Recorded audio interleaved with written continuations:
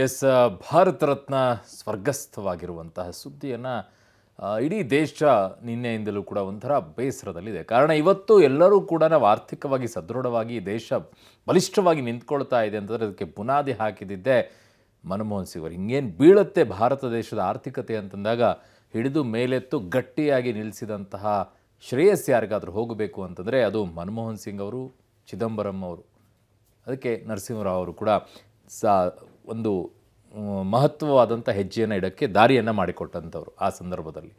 So ಹಾಗಾಗಿ ಅವ್ರನ್ನ ನೆನಪು ಮಾಡ್ಕೊಳ್ಬೇಕು. ನಾವು ಯಾಕೆ ನೆನಪು ಮಾಡ್ಕೊಳ್ಬೇಕು? ಅವ್ರನ್ನ ಅನೇಕ ರೀತಿಯಾದಂಥ ಟೀಕೆಗಳಿಗೆ ಗುರಿ ಮಾಡಿದರು.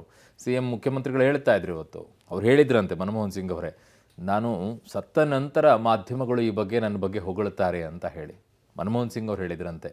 ನನ್ನ ಬಗ್ಗೆ ಇಡೀ ಜಗತ್ತಿಗೆ ಗೊತ್ತಾಗೋದು ನಾನು ಸತ್ತ ಮೇಲೆ ಅನ್ನುವಂಥದ್ದನ್ನು ಹೇಳ್ಕೊಂಡಿದ್ರಂತೆ. ಸೊ ಹಾಗಾಗಿ ಈಗ ಹಾಗೇನಿಲ್ಲ, ಅವರ ಬಗ್ಗೆ ಅನೇಕ ರೀತಿಯಾಗಿದೆ, ಎಲ್ಲ ವಿಚಾರಗಳು ಕೂಡ ಗೊತ್ತಿರೋದಿದೆ. ದೇಶದ ಆರ್ಥಿಕತೆಯ ಯುಗ ಪರಿವರ್ತಕ ಮಹಾ ಮೌನವನ್ನು ವಹಿಸಿರೋದು. ನಾಳೆ ಮಾಜಿ PM ಡಾಕ್ಟರ್ ಮನಮೋಹನ್ ಸಿಂಗ್ ಅವರ ಅಂತ್ಯಕ್ರಿಯೆ ನೆರವೇರುತ್ತೆ. AICC ಕಚೇರಿಯಲ್ಲಿ ಸಾರ್ವಜನಿಕರಿಗೆ ಅಂತಿಮ ದರ್ಶನಕ್ಕೆ ವ್ಯವಸ್ಥೆಯನ್ನು ಮಾಡಿಕೊಡಲಾಗಿದೆ. ಬೆಳಗ್ಗೆ 8:30ರಿಂದ 9:30ರವರೆಗೆ ಅಂತಿಮ ದರ್ಶನಕ್ಕೆ ವ್ಯವಸ್ಥೆಯನ್ನು ಮಾಡಿಕೊಡಲಾಗಿದೆ. ಬೆಳಗ್ಗೆ 9:30 ಬಳಿಕ ಡಾಕ್ಟರ್ ಸಿಂಗ್ ಅವರಿಗೆ ಅಂತಿಮ ಯಾತ್ರೆಯನ್ನು ನಡೆಸಲಿದ್ದಾರೆ. ಮನಮೋಹನ್ ಸಿಂಗ್ ಅವರದ್ದು ಅಮೆರಿಕಾದಿಂದ ಅವರ ಪುತ್ರಿ ಬರಲಿದ್ದಾರೆ. ಸೊ ಹಾಗಾಗಿ ಅಲ್ಲಿಯವರೆಗೂ ಕೂಡ ಅಂತಿಮ ದರ್ಶನಕ್ಕೆ ವ್ಯವಸ್ಥೆಯನ್ನು ಮಾಡಿಕೊಡಲಾಗುತ್ತೆ. ನಾಳೆ ಅವರು ತಲುಪ್ತಾರೆ. ಅದಾದ ನಂತರ ನಾಳೆ ಸಂಜೆಗೆ ಅಂತ್ಯಕ್ರಿಯೆಯನ್ನು ನೆರವೇರಿಸಲಿದ್ದಾರೆ. ಅದಕ್ಕೆಲ್ಲ ತಯಾರಿಯನ್ನು ಕೂಡ ಮಾಡಿಕೊಳ್ತಾ ಇದ್ದಾರೆ. ಜೊತೆಗೆ AICC ಕಚೇರಿಯಲ್ಲೂ ಕೂಡ ಸಾರ್ವಜನಿಕ ದರ್ಶನಕ್ಕೆ ಅಂತಿಮ ದರ್ಶನಕ್ಕೆ ವ್ಯವಸ್ಥೆಯನ್ನು ಕೂಡ ಮಾಡಿಕೊಂಡಿದ್ದಾರೆ. ಇವತ್ತು ಇಡೀ ದಿನ ಅವರ ನಿವಾಸದಲ್ಲೇ ಅವರ ಅಂತಿಮ ದರ್ಶನಕ್ಕೆ ವ್ಯವಸ್ಥೆಯನ್ನು ಮಾಡಿಕೊಡಲಾಗಿತ್ತು. ಅಲ್ಲಿ ಅನೇಕ ಗಣ್ಯರು ಹೋಗಿದ್ದರು. ಪ್ರಧಾನಿ ನರೇಂದ್ರ ಮೋದಿ ಹೋಗಿದ್ದರು, ರಾಷ್ಟ್ರಪತಿ ದ್ರೌಪದಿ ಮುರ್ಮು ಅವರು ಹೋಗಿದ್ದರು, ಸೋನಿಯಾ ಗಾಂಧಿ ಅವರು ಹೋಗಿದ್ದರು, ರಾಹುಲ್ ಗಾಂಧಿ, ಮಲ್ಲಿಕಾರ್ಜುನ್ ಖರ್ಗೆ ಅವರು, ಅಮಿತ್ ಶಾ ಅವರು, JP ನಡ್ಡಾ ಅವರು ಎಲ್ಲರೂ ಕೂಡ ಹೋಗಿ ಅಂತಿಮ ದರ್ಶನವನ್ನು ಪಡ್ಕೊಂಡು ಒಂದು ಗೌರವವನ್ನು ಸಲ್ಲಿಸಿ ಬಂದರು. ನಾಳೆಯೂ ಕೂಡ AICC ಕಚೇರಿಯಲ್ಲಿ ದೆಹಲಿಯಲ್ಲಿ ಅಂತಿಮ ದರ್ಶನಕ್ಕೆ ವ್ಯವಸ್ಥೆಯನ್ನು ಕೂಡ ಮಾಡಲಾಗಿದೆ. ಸಾರ್ವಜನಿಕರು ಹೋಗಿ ಅಂತಿಮ ದರ್ಶನವನ್ನು ಮಾಡ್ತಾರೆ ನಾಳೆಗೆ. ಮನಮೋಹನ್ ಸಿಂಗ್ ಅವರ ನೆನಪು ಮಾಡ್ಕೊಳ್ಬೇಕು ಅನ್ನೋದಾದರೆ 2009-10 ಸಂದರ್ಭದಲ್ಲಿ ಅವರು 2004ರಿಂದ 2014ರವರೆಗೂ ಕೂಡ ಪ್ರಧಾನಿಯಾಗಿದ್ದಂಥವರು. ಹಾಗೆ ನೋಡಿದರೆ ಅವರ ಲೈಫ್ ಜರ್ನಿ ಶುರುವಾಗಿದೆ ಪ್ರಾಧ್ಯಾಪಕರಾಗಿ, ಅರ್ಥಶಾಸ್ತ್ರಜ್ಞರಾಗಿ. ಅದಾದ ನಂತರ ಅವರನ್ನು ಗುರುತಿಸಿಕೊಳ್ಳೋಕೆ ಪ್ರಮುಖ ಪಾತ್ರವನ್ನು ವಹಿಸಿರುವಂಥವ್ರು 3 ಜನ ಇದ್ದಾರೆ. ಅವರ ಹೆಸರನ್ನು ನಿಮಗೆ ಹೇಳ್ತೀನಿ ಡೀಟೇಲ್ ಆಗಿ. ಅದರಲ್ಲಿ ಒಂದು PV ನರಸಿಂಹರಾವ್ ಅವರು ಒಂದು, ಯಾಕಂದರೆ ಅವರಿಗೆ ಹಣಕಾಸು ಇಲಾಖೆಯನ್ನು ಕೊಟ್ಟಾಗ ಆ ಗಟ್ಟಿಯಾದಂಥ ನಿರ್ಧಾರವನ್ನು ತೆಗೆದುಕೊಳ್ಳೋಕ್ಕೆ, ಹೌದು ನಿಮ್ಮ ಜೊತೆಗೆ ನಾವು ಇರ್ತೀವಿ ಅಂತ ಶಕ್ತಿ ತುಂಬಬೇಕಲ್ಲ, ಗಟ್ಟಿ ನಿರ್ಧಾರ ತೆಗೆದುಕೊಳ್ಳೋಕ್ಕಾದ್ರೂ ಲೀಡರ್ ಅದಕ್ಕೆ ಒಪ್ಪಿಗೆ ಕೊಡಬೇಕಲ್ಲ, ಹಾಗೆ ಸ್ವಾತಂತ್ರ್ಯ ಕೊಟ್ಟಿದ್ರು. ಎಸ್, ಅದು ಇನ್ನೊಂದು ಕಡೆಗೆ ಸೋನಿಯಾ ಗಾಂಧಿ ಅವರನ್ನು ಕೂಡ ಈ ವಿಚಾರದಲ್ಲಿ ನೆನಪು ಮಾಡ್ಕೊಳ್ಬೇಕು. ಯಾಕೆ ಅಂತಂದರೆ ಅವ್ರನ್ನ ಪ್ರಧಾನಿ ಹುದ್ದೆಗೆ ತಂದು ಕೂರಿಸಿರೋದು ಅಷ್ಟೆಲ್ಲ ಲೀಡರ್ಸ್ಗಳಿದ್ದ ಅಂತ ಸಂದರ್ಭದಲ್ಲೂ ಕೂಡ. ಎಸ್, ಇನ್ನು ಚಿರನಿದ್ರೆಗೆ ಜಾರಿದ್ದಾರೆ ಡಾಕ್ಟರ್ ಮನಮೋಹನ್ ಸಿಂಗ್ ಅವರು. ಅವರ ಬಗ್ಗೆ ಗೊತ್ತಿರದ ಹಲವಾರು ಸಂಗತಿಗಳು ಕೂಡ ಇದ್ದಾವೆ. ಕಾಲೇಜು ದಿನಗಳಲ್ಲಿ ಮನಮೋಹನ್ ಸಿಂಗ್ ಅವರು ಹೇಗಿದ್ರು, ಅಂದಿನ PM ನೆಹರು ಆಫರ್ನ ಯಾವ ಕಾರಣಕ್ಕಾಗಿ ತಿರಸ್ಕಾರ ಮಾಡಿದ್ರು, ಏನೋ ಆಫರ್, ಒಂದು ಚುನಾವಣೆಯನ್ನು ಕೂಡ ಇಲ್ಲಿವರೆಗೂ ಇವರು ಕಂಟೆಸ್ಟ್ ಮಾಡಿರಲಿಲ್ಲ, ಗೆದ್ದಿಲ್ಲ ಅನ್ನೋದು ಮತ್ತೊಂದು ವಿಚಾರ. ಮಾಡಿದ್ರು, ಸೋತರು. 99ರಲ್ಲಿ ಕಂಟೆಸ್ಟ್ ಮಾಡ್ತಾರೆ, ಸೋಲ್ತಾರೆ. ಹೌದು. ಇನ್ನು ಸಿಖ್ ಸಮುದಾಯದ ಏಕೈಕ ಪ್ರಧಾನಿಯಾಗಿದ್ದಂತಹ ಹೆಸರು ಕೂಡ, ಕೀರ್ತಿ ಕೂಡ ಇವರದ್ದಾಗಿದೆ. ಒಂದು ಚುನಾವಣೆ ಗೆಲ್ಲದ ಅಪರೂಪದ ರಾಜಕಾರಣಿಯ ಕುರಿತಾಗಿ ವಿಶೇಷ ಸಂಗತಿಗಳನ್ನು ನಿಮ್ಮ ಮುಂದೆ ಅನಾವರಣ ಮಾಡ್ತೀವಿ, ನೋಡ್ಕೊಂಡು ಬನ್ನಿ.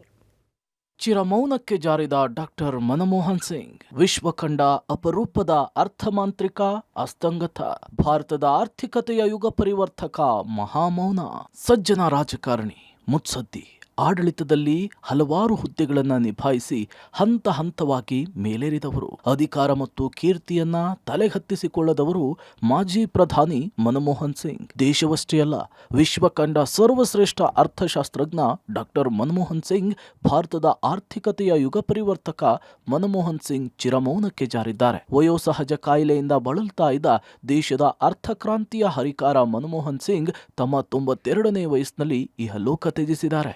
ದೇಶದ ಮೊದಲ ಸಿಖ್ ಧರ್ಮೀಯ ಪ್ರಧಾನಿ ಎನ್ನುವ ಖ್ಯಾತಿ ಡಾಕ್ಟರ್ ಮನಮೋಹನ್ ಸಿಂಗ್ ಅವರಿಗೆ ಸಲ್ಲುತ್ತೆ. ಜವಾಹರ್ಲಾಲ್ ನೆಹರು ಬಳಿಕ ಪ್ರಧಾನಿಯಾಗಿ 5 ವರ್ಷ ಪೂರ್ಣಾವಧಿ ಪೂರೈಸಿದ ಬಳಿಕ ಮರು ಆಯ್ಕೆಗೊಂಡ ಮೊದಲ ಪ್ರಧಾನಿ ಎನ್ನುವ ಖ್ಯಾತಿ ಕೂಡ ಮನಮೋಹನ್ ಸಿಂಗ್ ಪಾಲಾಗಿದೆ. ದೇಶ ಕಂಡ ಓರ್ವ ಅದ್ಭುತ ಸ್ಟೇಟ್ಸ್ಮನ್, ಭಾರತದ ಆರ್ಥಿಕತೆಯ ಯುಗ ಪರಿವರ್ತಕ, ಅರ್ಥಮಾಂತ್ರಿಕ, ಭಾರತದ ಉದಾರೀಕರಣದ ಪಿತಾಮಹ, ಸಾರ್ಥಕ ಬದುಕು ಕಂಡ ಮಿತಭಾಷಿ, ಮಿತ ಮಾತು ಮೃತ ಮಾತಿನ ಶಕ್ತಿ ಏನು ಅಂಥೇಳಿ ತೋರಿಸಿಕೊಟ್ಟ ಅಪರೂಪದ ಮಹಾನ್ ಸಾಧಕ ಡಾಕ್ಟರ್ ಮನಮೋಹನ್ ಸಿಂಗ್. ಸಾಧನೆಗಳ ಶಿಖರವೇರಿದ ಸಜ್ಜನ ರಾಜಕಾರಣಿ ಸಿಂಗ್, ದೇಶದ ಅಭಿವೃದ್ಧಿಗೆ ಮುನ್ನುಡಿ ಬರೆದ ಮೋಡಿಗಾರ.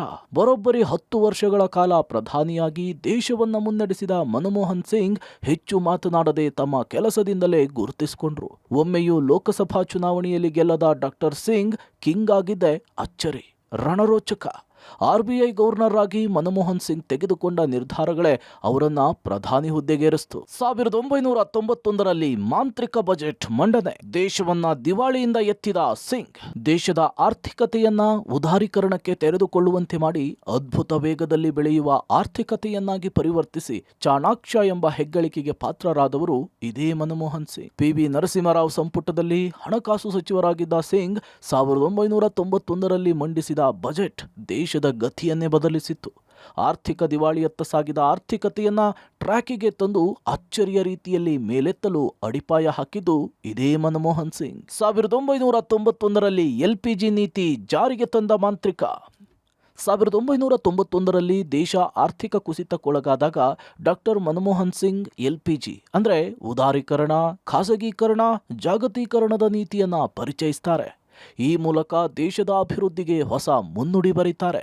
ಹೀಗಾಗಿಯೇ ಇವರನ್ನ ಅರ್ಥಶಾಸ್ತ್ರದ ಪಿತಾಮಹ ಅಂತ ಕೂಡ ಕರೀತಾರೆ.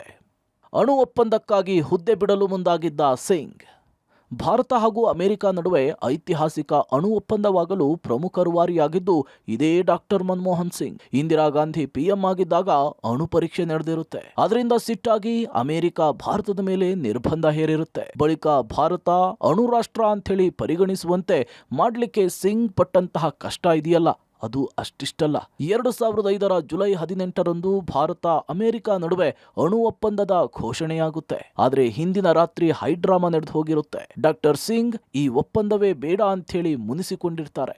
ಇತ್ತ ಎಡಪಕ್ಷಗಳ ಬೆಂಬಲ ವಾಪಸ್ಗೂ ಕ್ಯಾರೆ ಅನ್ನದೆ 2008ರಲ್ಲಿ ಅಧಿಕೃತವಾಗಿ ಒಪ್ಪಂದವಾಗುತ್ತೆ. ದುರ್ಬಲ PM ಟೀಕೆ ಮಧ್ಯೆಯೇ 2ನೇ ಬಾರಿ PM.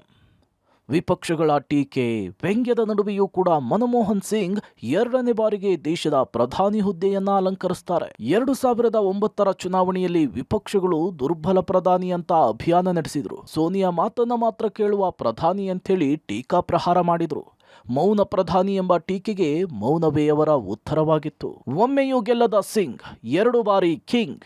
S, doctor Manmohan Singh ಅಪಾರ ಪಾಂಡಿತ್ಯವಿದ್ರೂ ರಾಜಕಾರಣದಲ್ಲಿ ಅಷ್ಟೇನೂ ಅನುಭವ ಹೊಂದಿರದ ರಾಜಕಾರಣಿ. ಒಮ್ಮೆ 1999ರಲ್ಲಿ ಲೋಕಸಭಾ ಚುನಾವಣೆಯಲ್ಲಿ ಸ್ಪರ್ಧಿಸಿ ಸೋತಿರ್ತಾರೆ. ಅದನ್ನ ಬಿಟ್ಟರೆ ಯಾವ ಚುನಾವಣೆಯಲ್ಲೂ ಕೂಡ ಸಿಂಗ್ ಸ್ಪರ್ಧೆ ಮಾಡಿರಲ್ಲ.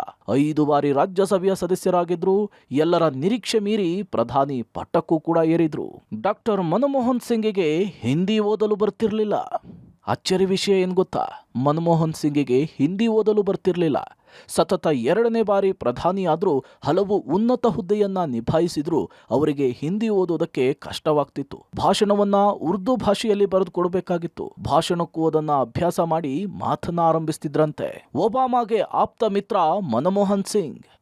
ಡಾಕ್ಟರ್ ಮನಮೋಹನ್ ಸಿಂಗ್ ಹಾಗೂ ಅಂದಿನ ಅಮೆರಿಕ ಅಧ್ಯಕ್ಷ ಬರಾಕ್ ಒಬಾಮಾ ನಡುವೆ ಸ್ನೇಹ ವಿಶೇಷವಾಗಿತ್ತು. 2008ರಲ್ಲಿ ಅಮೆರಿಕಾದಲ್ಲಿ ದೊಡ್ಡ ಆರ್ಥಿಕ ಸಂಕಷ್ಟ ಎದುರಾಗಿತ್ತು. ಅದರ ಎಫೆಕ್ಟ್ ಭಾರತದ ಮೇಲೂ ಕೂಡ ಬಿದ್ದಿತ್ತು.